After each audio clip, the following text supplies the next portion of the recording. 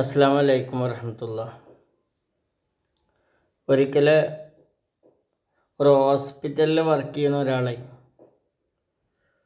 ഒരു കുട്ടിയെ, അഥവാ ഒരു 10-21 വയസ്സായ ഒരു കുട്ടിയെ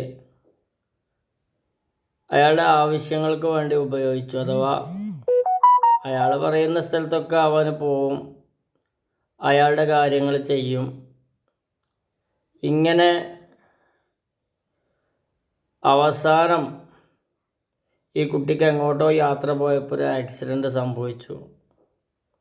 ഇയാൾ വർക്ക് ചെയ്യുന്ന ഹോസ്പിറ്റലിലേക്ക് കൊണ്ടുവന്നു. ആ ബന്ധുക്കളും മാതാപിതാക്കളൊക്കെ വളരെ പാവപ്പെട്ടവരാണ്. അപ്പോൾ ഇയാൾ സഹായിക്കും എന്ന് വിചാരിച്ചിട്ടാണ് വലിയ സൗകര്യങ്ങളൊന്നുമില്ലാത്തൊരു ഹോസ്പിറ്റലിലേക്ക് ഈ കുട്ടിയെ കൊണ്ടുവന്നത്. ഇയാൾ ശരിക്കും പെട്ടു. കാരണം തൻ്റെ ഒരു മടി കൊണ്ട് തനിക്ക് ചെയ്യാൻ കഴിയുന്ന കാര്യം കൂടി ആ കുട്ടിയെ ഏൽപ്പിച്ച്, ആ കുട്ടിയെ നാടൻ ഭാഷയിൽ നമ്മൾ പറഞ്ഞ മുതലാക്കുക എന്നൊക്കെ പറയില്ലേ, അങ്ങനെ ആ കുട്ടിയോട് എല്ലാ കാര്യങ്ങളിലും ആ കുട്ടിയുടെ സഹായം തേടി മുന്നോട്ട് പോയ ഒരാൾ അവസാനം അയാൾക്ക് നല്ല പണിയാണ് കിട്ടിയത്. അപ്പോൾ ഒരു പേന ചാടിയാൽ പോലും സ്വയം എടുക്കാൻ കഴിയുമെങ്കിൽ, അല്ലെങ്കിൽ ഒന്ന് ഓഫീസിൽ നിന്നിറങ്ങി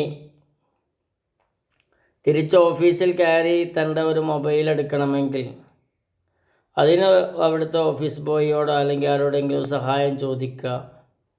വീട്ടിൽ നിന്ന് ഇറങ്ങിയാലും ഭാര്യയുണ്ടെങ്കിൽ ഭാര്യയോട് സഹായം ചോദിക്കുക, മക്കളുണ്ടെങ്കിൽ ചോദിക്കുക. എങ്കിലും നമ്മൾ പോയി ആ കാര്യം നിർവഹിക്കുന്നതിൻ്റെ ഒരു അഭിമാനം മറ്റതിനുണ്ടായിട്ടില്ല. ആരോടും സഹായം ചോദിക്കാൻ പാടില്ല എന്നല്ല, സഹായം ചോദിക്കുന്നതിൽ ഒരു അമിതത്വം വരാതിരിക്കാനും, നമ്മൾ സഹായം ചോദിക്കുന്നത് കൊണ്ട് ഒരാളോട് ആ ഒരു കാര്യം കൊണ്ട് കടപ്പാടുണ്ടാക്കി തീർക്കുന്നൊരവസ്ഥയും ഇല്ലാതിരിക്കാൻ നമ്മൾ ശ്രദ്ധിക്കണം. മറ്റുള്ളവരെ ആശ്രയിക്കാതെ ജീവിക്കാൻ വേണ്ടിയിട്ടാണ്, മറ്റുള്ളവരെ സഹായിക്കാൻ വേണ്ടിയിട്ടാണ് നമുക്ക് ആരോഗ്യവും സമ്പത്തുമൊക്കെ തന്നത്. അപ്പം അതിനെ ആ രൂപത്തിൽ ഉപയോഗിക്കുന്നതിന് പകരം അടിപിടിച്ചിരുന്ന് മറ്റുള്ളവരെ കൊണ്ട് കാര്യങ്ങൾ ചെയ്യിപ്പിക്കുന്നൊരവസ്ഥ ഉണ്ടായാൽ അത് പിന്നീട് അതിനൊരു പെനാൽറ്റി, ഒരു ശിക്ഷ നമ്മൾ തിരിച്ച് ഒരു കാര്യം കൊടുക്കേണ്ടി വരും. ലഭിക്കുന്ന ഓരോ സഹായവും സ്വയം ചെയ്യാൻ കഴിഞ്ഞിട്ട് ചെയ്യാതിരിക്കുമ്പോൾ അതിന് കുറേ കടപ്പാടുകൾ ഉണ്ടാകുന്ന അർത്ഥം.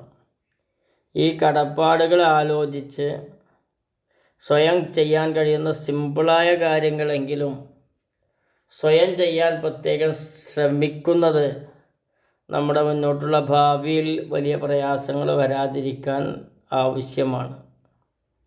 മറ്റുള്ളവരെ സഹായിക്കാനുള്ള സമയം കണ്ടെത്തുകയും സ്വന്തം പ്രശ്നങ്ങളോട് സ്വയം മല്ലിടുകയും ചെയ്യുക എന്നത് ഏറ്റവും പ്രധാനപ്പെട്ട സംഗതിയാണ്. ആ നിലക്ക് മുന്നോട്ട് പോകാൻ നമുക്ക് സാധിക്കണം. അതിനെന്ത് ചെയ്യണം? നമ്മൾ നമ്മുടെ ആവശ്യങ്ങളെ അവസാനത്തിലേക്ക് മാറ്റി വെക്കാതിരിക്കുക. രണ്ടാമത്തത്, തിരക്കുള്ള സമയം വരുന്നതിന് മുമ്പ് അയൺ ചെയ്യുക. തിരക്കുള്ള സമയം വരുന്നതിന് മുമ്പ് ഷൂ പോളിഷ് ചെയ്യുക. അവസാനത്തിലേക്ക് മാറ്റി വെക്കുമ്പോൾ ഒരാൾ ഒരുങ്ങി ഇറങ്ങാൻ 5 പേർ 4 പേർ അല്ലെങ്കിൽ 3 പേർ സഹായിക്കേണ്ട ഒരവസ്ഥ ഉണ്ടായിരിക്കും. അതേപോലെ തന്നെയാണ് മറ്റുള്ള കാര്യങ്ങളും. അതുകൊണ്ട് നമ്മൾ എന്ത് ചെയ്യുക? നമ്മളെ കാര്യങ്ങൾ നമ്മൾ തന്നെ നിർവഹിക്കുമെന്നൊരു അഭിമാനബോധം, അല്ലെങ്കിൽ അങ്ങനെ ഒരു ഫേംനെസ്, ഉറച്ചു നിൽക്കൽ നമുക്ക് ആവശ്യമാണ്. അതേപോലെ മുന്നോട്ട് പോകാൻ നമുക്ക് സാധിക്കണം. അള്ളാഹു സഹായിക്കട്ടെ. അസ്സലാമു അലൈക്കും വറഹ്മത്തുള്ളാഹി.